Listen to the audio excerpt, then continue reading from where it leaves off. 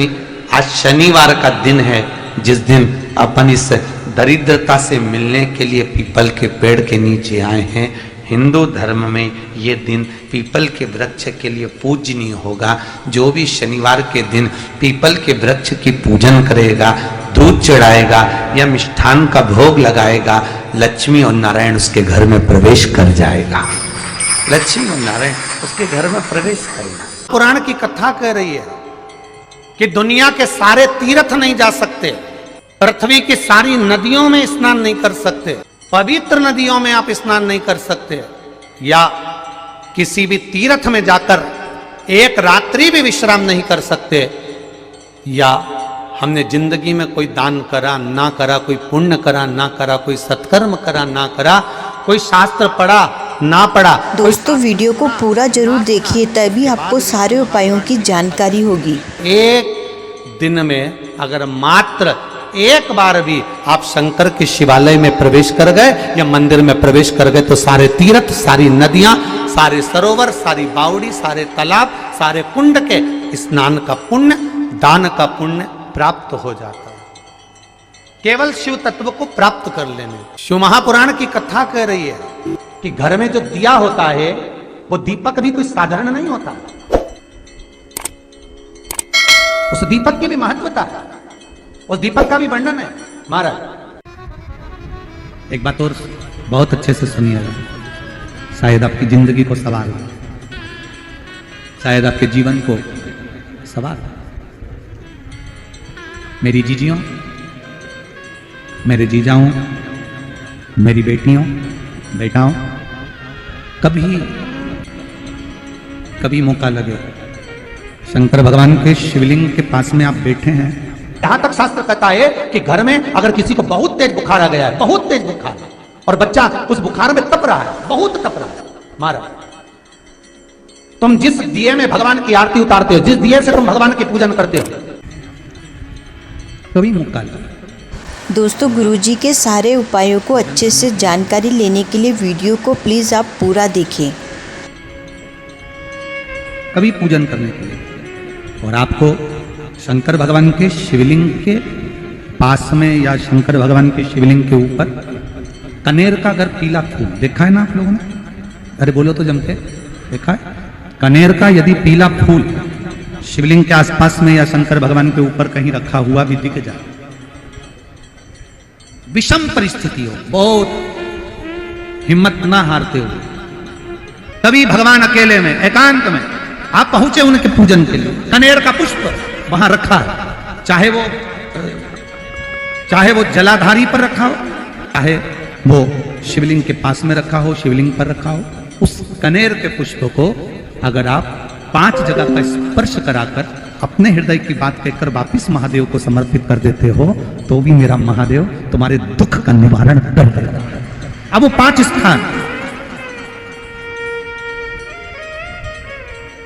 स्थान, पहला गणेश जी, गणेश जी का जो स्थान होता है वह जगह, दूसरा षडानंद कार्तिक, तीसरा अशोक सुंदरी वाला स्थान, चौथा जलाधारी जो ऊपर से बूंद बूंद जल नीचे गिरा रही है, जया, विषहरा, शामली बारी, दौतली, देव, शंकर जी की 5 बेटियों का, और 5वें नंबर का है शंकर भगवान के, जो कैसे वर्णन किया जाए, त्रिशूल के 3 भाग होते हैं। करें दर्शन आप लोगों ने, जैसे सामने त्रिशूल लगा है, इस त्रिशूल के ऊपर देखेंगे तो 3 भाग दिख रहे हैं, नजर आ रहे हैं सबको? त्रिशूल का जो 3 भाग होता है, उस 3 भाग का जहां ज्वाइंट होता है, जहां मिलता है, एक जगह पर देखो तीनों भाग एक जगह पर मिले हुए, 3 भाग का जहां मिलन होता है, 5वां स्थान, ये 5वां स्थान, यहां पर स्पर्श कराकर शिवलिंग पर अपनी कामना कर श्री शिवाय नमस्तुभ्यम कहकर बाबा से अपने मन की बात कहकर जो समर्पित कर देता है, हम 3 महीना भी नहीं कहेंगे, हम तो कहेंगे अगर ज्यादा दुख है 3 दिन इंतजार करना, मेरा बाबा उस दुख को मिटाएगा। 3 महीना बहुत दूर, पर करना है दिल से। और कई तरह के दीपक होते हैं, और दीपक का भी विधान वर्णन किया गया, उस दिए का भी वर्णन किया गया। यहां तक शास्त्र कहता है कि घर में अगर किसी को बहुत तेज बुखार आ गया है, बहुत तेज बुखार, और बच्चा उस बुखार में तप रहा है, बहुत तप रहा है, मारा, तुम जिस दिए में भगवान की आरती उतारते हो, जिस दिए से तुम भगवान की पूजन करते हो, उस दिए की बत्ती को नीचे डाल दीजिए और उस दिए को पानी की बाल्टी में धो दीजिए। कौन सी बाल्टी में? जिस बाल्टी के पानी से आप बच्चे को स्नान करा सको। मारा, केवल भगवान पर से ले जाकर, पास में से ले जाकर उस बाल्टी में थोड़ी देर डाल दो और उस बाल्टी के पानी से उस बच्चे को स्नान करा दीजिए। 15 से 20 मिनट, आधा घंटा लगेगा बच्चे का। बड़ी बेचैन दिख रही हो तुम, क्या बात है? पार्वती जी कहती है, देवव्रत, कश्मीर प्रदेश का एक भक्त देवव्रत बेलपत्री के वृक्ष के नीचे बैठकर आपका मंत्र जाप कर रहा।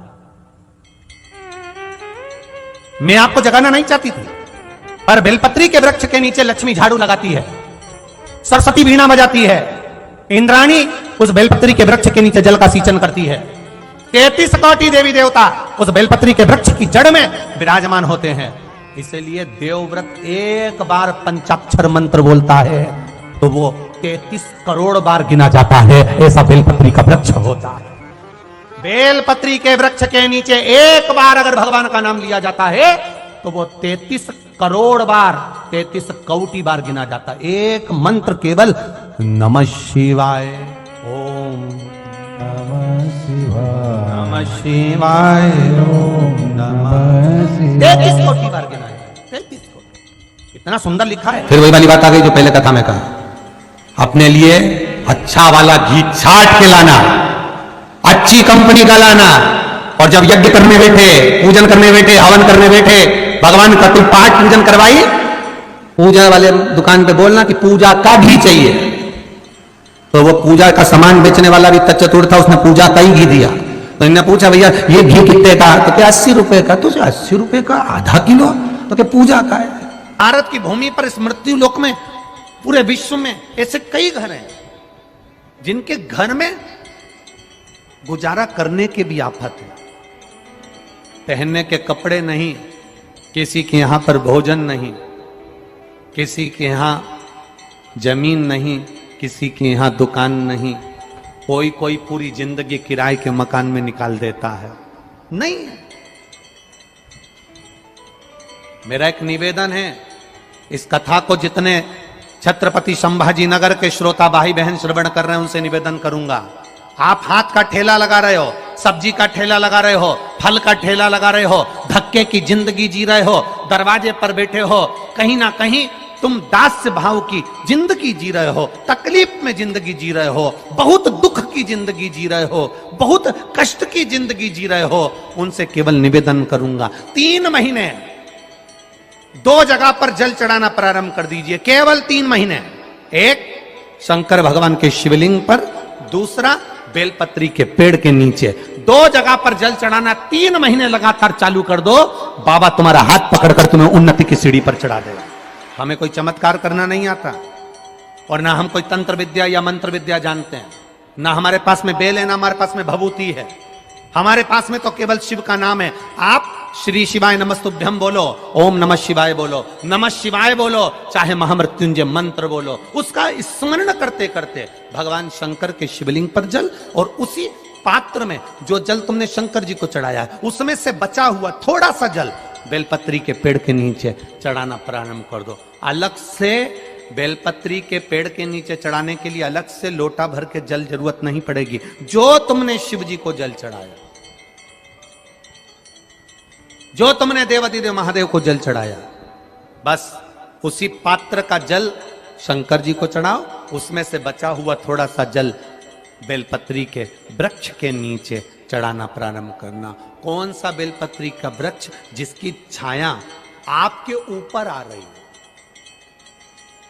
शिव महापुराण बड़ी सुंदर बात कहता है, ध्यान दीजिएगा। जिस बेलपत्री का पौधा तुम्हारे सिर का, और ये दोनों हाथ ऊपर कर लो, अपन खड़े हुए और खड़े होकर दोनों हाथ ऊपर करे, इतना बड़ा बेलपत्री का पौधा है, उस बेलपत्री के पौधे की पत्ती को कभी तोड़कर शंकर जी को नहीं चढ़ाना चाहिए। ध्यान रखना, कितना बड़ा पौधा। आप खड़े हो जाओ और खड़े होने के बाद आपका हाथ ऊंचा कर लेना। इतना बड़ा पौधा है, उस पौधे की पत्ती बेलपत्री को तोड़कर शंकर भगवान को कभी नहीं चढ़ाना। शंकर भगवान को उस बेलपत्री को, उस वृक्ष की पत्ती को तोड़ना चाहिए जो वृक्ष तुम्हारे हाथ से थोड़ा सा ऊंचा हो, जिसके लिए तुम्हें हाथ और ऊंचा करना पड़ रहा हो। जैसे एक बच्चा अपनी मां की गोद में बैठने के लिए दोनों हाथों से उचकता है, आवाज लगाता है, उचकता है, आवाज लगाता है, हाथ ऊपर करता है, तो मां उस बच्चे को गोदी में ले लेती है। उसी तरह उस बेलपत्री के वृक्ष की पत्ती तोड़ना चाहिए जिसने थोड़ी उन्नति कर ली हो, जो थोड़ा ऊंचा हो गया हो। तुम उसको पाने का प्रयास करो तो भगवान भी तुम्हें अपनी गोदी में ले ले। ऐसे वृक्ष की पत्ती तोड़। अब तुम छोटा सा पौधा, बिल्कुल जरा सा पौधा, उसी की पत्ती तोड़कर महादेव को चढ़ाओगे, ये श्रेष्ठता नहीं।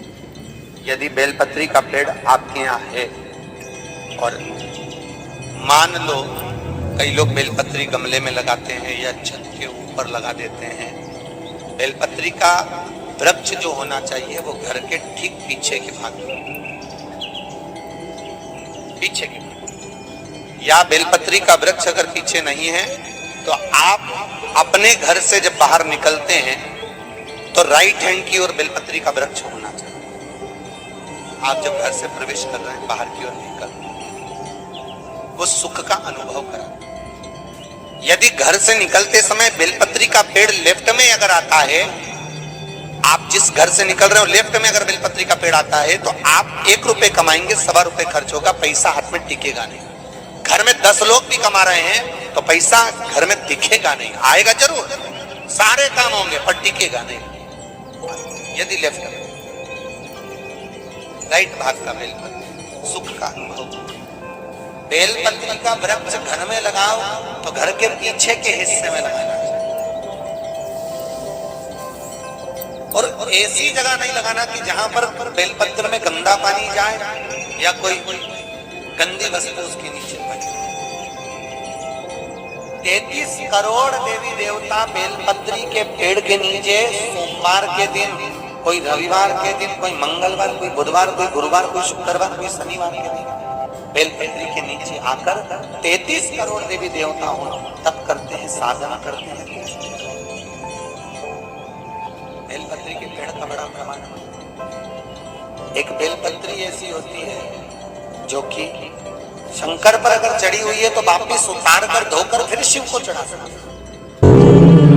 किसी व्यक्ति से कोई काम करवाना है, वो काम नहीं कर रहा, कोई फाइल आगे नहीं बढ़ रही है, कोई कार्य अटक रहा है, या फिर कहीं रुपया पैसा अटक गया हो, नहीं निकल रहा हो, तो एक जल के पात्र में जल भरकर 5 बेलपत्री शिव जी को समर्पित कर कुंदकेश्वर महादेव का नाम लेकर एक सफेद पुष्प बेलपत्री के ऊपर जो शिव जी को चढ़ाई है उस पर समर्पित कर जल जो लेकर गए हो, अपनी उस कामना को कर कि मेरा ये कार्य अटक रहा है, ये कार्य नहीं हो रहा, कुंदकेश्वर महादेव का नाम लेकर धीरे धीरे जल की धार चढ़ाइए। और एक बात हमेशा याद रखना, फिर निवेदन कर रहे हैं, अच्छे से समझ लेना, शंकर जी पर जब जल चढ़ता है, शिव जी का जब अभिषेक होता है, शंकर जी पर जब जल चढ़ाया जाता है, दूध चढ़ाओ, जल चढ़ाओ, कुछ भी चढ़ाओ, पर एक बात का स्मरण अपने जीवन में होना कि इतने ऊपर से मत चढ़ाना कि जल चढ़े और छींटे आपके ऊपर आए।